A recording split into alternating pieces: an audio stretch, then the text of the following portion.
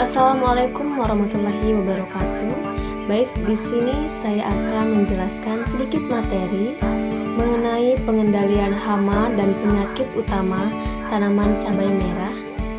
Materi ini disusun oleh Sita Risti Astuti, yaitu saya sendiri dengan NPM 212314049 dan rekan saya Rahmat Setiaji dengan NPM 212312029.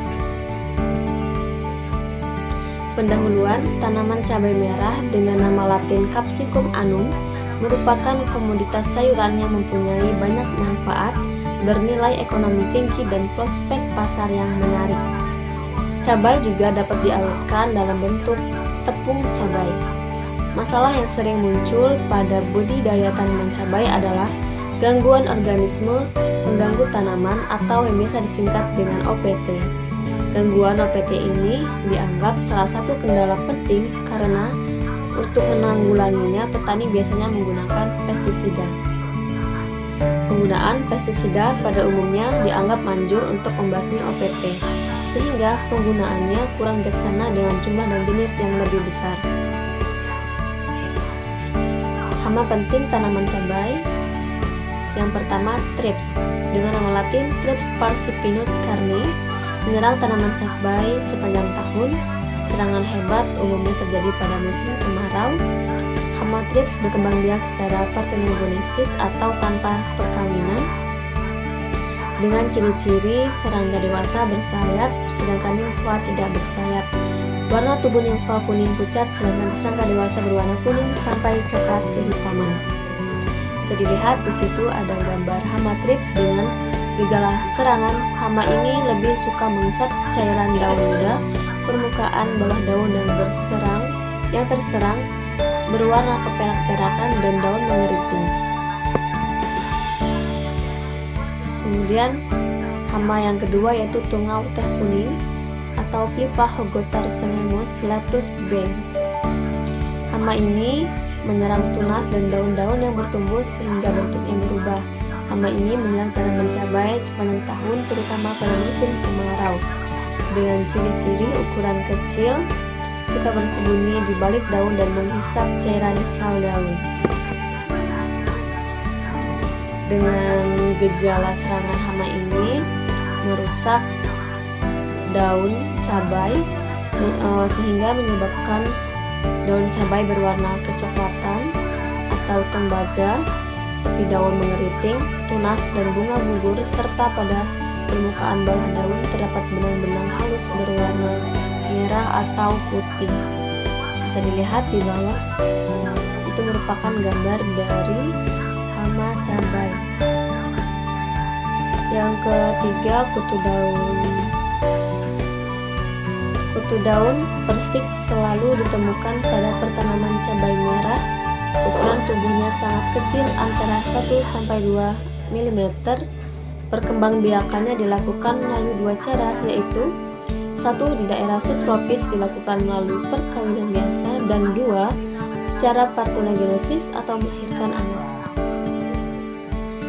Dengan gejala serangan, hama ini menghisap cairan tanaman cabai terutama pada daun muda. Kotorannya berasa manis sehingga mengundang semut.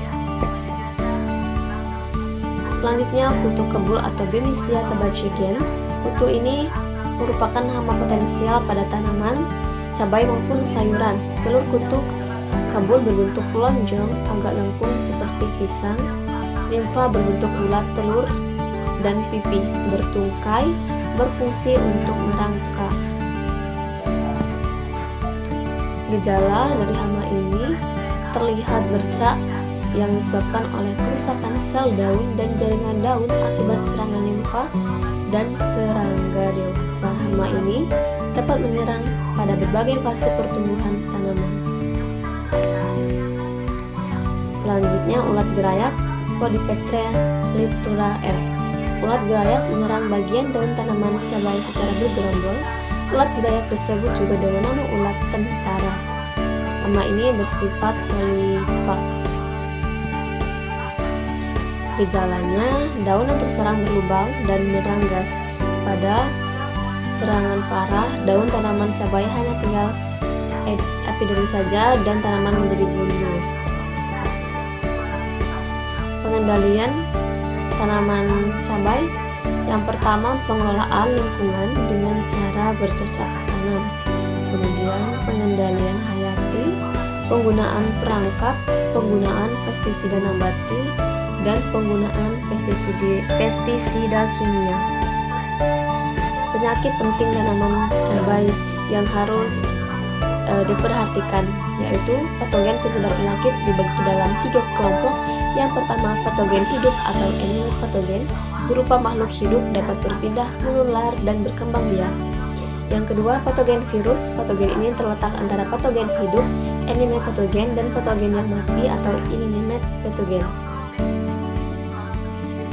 Patogen mati merupakan penyakit fisiologis yang disebabkan oleh kahat atau kelebihan hara, sinar, kelembaban, pupuk, atau kondisi lingkungan lainnya. Pengendalian penyakit tanaman cabai. Yang pertama, penggunaan pupuk berimbang antara pupuk kimia dan pupuk kandang atau kompos. Pupuk kandang urea, TSP, ZA, dan KCl. Tanah yang terkontaminasi jangan digunakan lagi. Membersihkan lahan dari sisa tanaman dan gulma. Menggunakan fungisida atau bakterisida yang selektif. Kemudian tanaman muda yang terinfeksi penyakit dimusnahkan dan disulam dengan tanaman yang lebih sehat.